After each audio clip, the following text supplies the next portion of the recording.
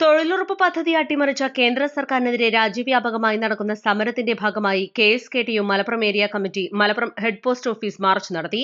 March KSKTU ജില്ലാ secretary E. Jayan ഉദ്ഘാടനം ചെയ്തു.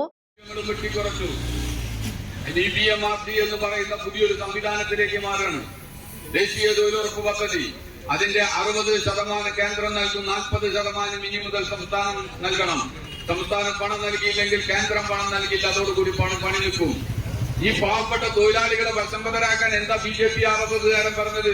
ഇതുവരെ 100 ദിനമാണ് തൊഴിൽ കൊടുത്തത്, ഇനി 125 ദിവസം കൊടുക്കും. നിങ്ങളൊക്കെ എത്ര വിരോധാഭാസമാണ്. എന്റെ പിറകിലും എന്റെ ഒപ്പവും ഇരിക്കുന്ന തൊഴിലാളി സഖാക്കളുണ്ട്. 100 ദിനം പൂർത്തീകരിച്ചത് അപൂർവങ്ങളിൽ അപൂർവമാണ്. കേരളത്തിലാകെ ശതമാനക്കണക്ക് എടുത്താൽ ഇന്ത്യയിൽ ഏറ്റവും കൂടുതൽ ദേശീയ തൊഴിലുറപ്പ് പദ്ധതി നടപ്പാക്കിയ സംസ്ഥാനം ഏതാ? കേരളമാണ്. 67.something. ഈ 67.something നടപ്പാക്കിയ കേരളത്തിൽ 100 ദിവസം തൊഴിൽ നൽകാൻ നമുക്ക് കഴിയുന്നില്ല.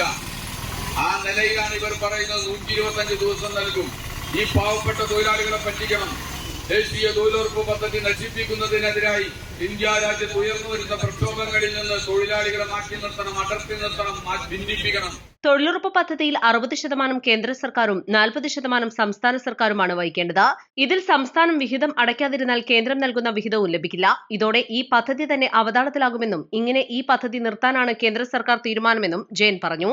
കേന്ദ്ര സർക്കാർ നടപ്പിലാക്കിയ VBG റാംജി പദ്ധതി പിൻവലിക്കണമെന്നാവശ്യപ്പെട്ടുകൊണ്ടാണ് കേരള സ്റ്റേറ്റ് കർഷക തൊഴിലാളി യൂണിയന്റെ ആഭിമുഖ്യത്തിൽ ഹെഡ് പോസ്റ്റ് ഓഫീസിലേക്ക് മാർച്ചും ധർണയും നടത്തിയത്. ധർണയിൽ ഏരിയ സെക്രട്ടറി ബാലകൃഷ്ണൻ അധ്യക്ഷനായിരുന്നു.